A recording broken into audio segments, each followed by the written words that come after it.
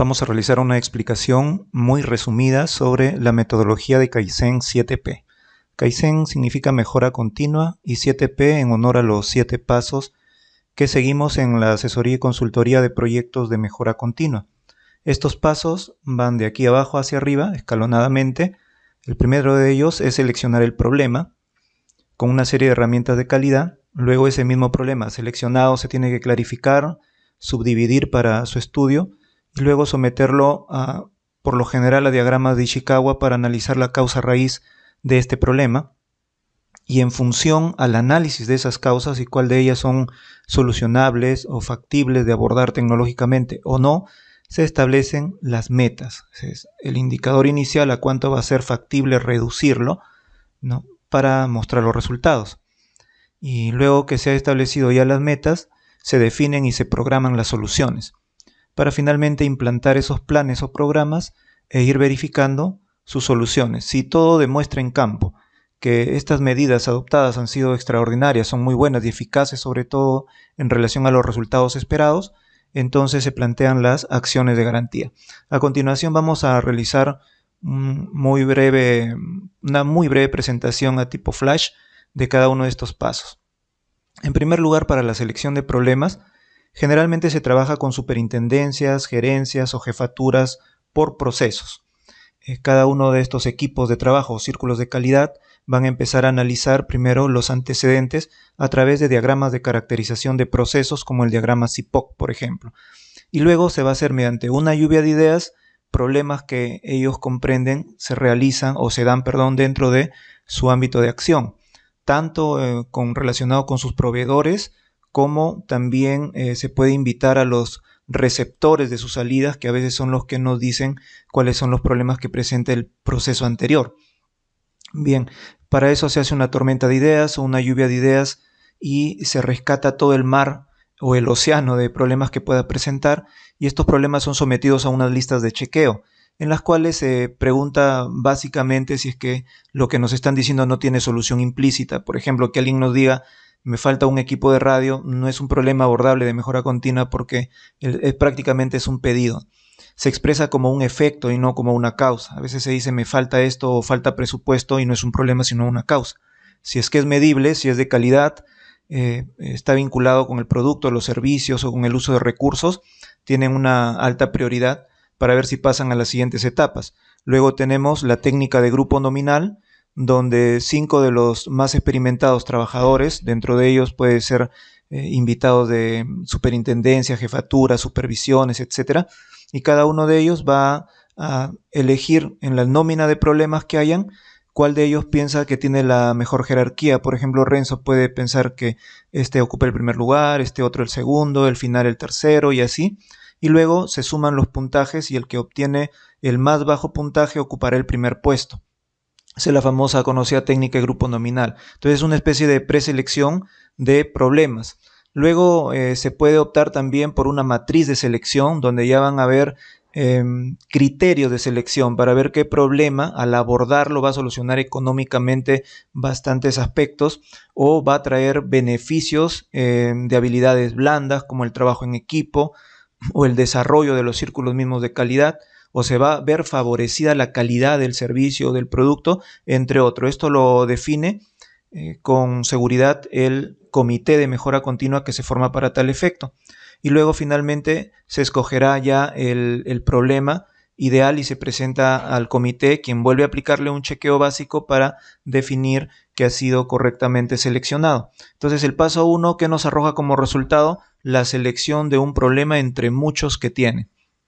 Luego tenemos la clarificación y subdivisión del problema. Para esto, para clarificar el problema, lo primero que tenemos que hacer es medirlo. Recuerden la expresión: no podemos mejorar lo que antes no hemos medido, porque ¿cómo evidenciaríamos la mejora? Entonces, para ello, pues se tiene que contar con indicadores y hacer diagramas de corrida para ver el comportamiento de este problema en el tiempo. Si no tenemos información, no estamos seguros, pero intuimos que es un problema, lo mejor es hacerle un rastreo previo antes de abordar para sincerar esa información. A partir de este diagrama de corrida, luego ya se puede analizar el problema de diferentes ópticas, por ejemplo, utilizando un diagrama de árbol. Por ejemplo, si nosotros tenemos bastantes mermas en un proceso de manufactura o un proceso agroindustrial, se puede analizar desde el punto de vista de la jornada de trabajo. Por ejemplo, se producen las mayores mermas de 8 a 10 de la mañana, de 10 a 12, posterior al almuerzo o en horarios nocturnos. Es una forma, o en la línea 1, en la línea 2, en la línea 3. O sea, el mismo problema se ve desde diferentes ángulos y para cada ángulo de perspectiva que se ve se construye un diagrama de Pareto. En algunos diagramas de Pareto no se va a conformar esa predominancia de problemas prioritarios o de causas prioritarias. Por ejemplo, este Pareto que estoy señalando de la derecha es un Pareto más o menos plano, pero el primero se muestra con dos barras bastante pronunciadas, es decir, que el 20% está ocasionando el 80% del efecto. Entonces, desde esa óptica vemos que el problema está concentrado y puede ser operado, por tanto, con facilidad y con menores recursos. Entonces, no se trata de abordar todo el problema, sino lo medular. Entonces, en base a esto, se seleccionan los dos estratos, es decir, el 20% que ocasiona el 80%, y ese es el que va a ser cuestión de análisis. En el siguiente paso, que es el paso número 3, se trabaja con esos estratos seleccionados y se le construye para cada uno un diagrama de Ishikawa. Aunque al comienzo se pregunta mediante una tormenta de ideas cuál piensan ustedes que es la causa del problema y se empieza a recuperar y luego pues se ponen las causas de las causas y luego se reparten según la característica mencionada en diagramas de Ishikawa. Y luego, si es que es posible, en la medida de la información, los diagramas de Ishikawa nosotros los volvemos numéricos, es decir, tratamos de buscar si es que hay suficiente información estadística para ver cuál de las causas realmente tiene la mayor responsabilidad en el problema, de tal forma que se pueda hacer una tasa porcentual de reparto de responsabilidades en las causas. Finalmente también se puede resolver estas causas si alguna de las causas son de forma inmediata, se pueden resolver, entonces se aplica la técnica, digamos, de los 5 W y los 2 H, ¿no? Para ver si es que mañana mismo, pasado mañana, lo puedo hacer y no esté involucrado dentro de la espera de los 3 meses, 4 meses que puede desarrollar un proyecto de mejora continua. Una vez que hemos entendido cuáles son las causas, entonces podemos establecer los niveles exigidos o las metas. Y esto obedeciendo a las expectativas de un gerente, a las expectativas de los clientes o de auditorías, entre otros puntos. Pero tiene que ser realista la proposición de la meta. Por eso es importante decir de todas las causas que me ocasionan este problema, realmente cuántas son solucionables. Es decir, ¿es factible solucionar estas causas o ya es parte del error humano aceptado o de nuestra tecnología, que no hay otra tecnología, o sea, es irreemplazable, por lo menos de acceso, ¿no? Económico o por los medios tecnológicos presentes en ese escenario? Entonces, finalmente, en función a eso, podemos graduar las metas y vamos a poder saber cuánto vamos a poder aplanar los paretos en los estratos y poder decir, caramba, sí, conscientemente estoy proponiendo una meta, no que tú ves cómo lo haces y yo quiero como mínimo un ahorro del 40% cuando eso en la práctica no va a ser cierto y eso podría desmoralizar al equipo. En el paso número 5 vamos a tener ya que listar las posibles soluciones, dado que ya sinceramos cuál es el objetivo, cuál es el norte, fíjense, estamos en la letra P de la planificación, entonces es hora de idear cuáles son todas esas soluciones que ya se habían previsto, ¿no? Se hace una relación de causas, ahí viene el ingenio, la creatividad, hasta ideas muy absurdas en su momento que fueron pensadas como tales, luego se han llegado a implementar y han ocasionado resultados pero espectaculares.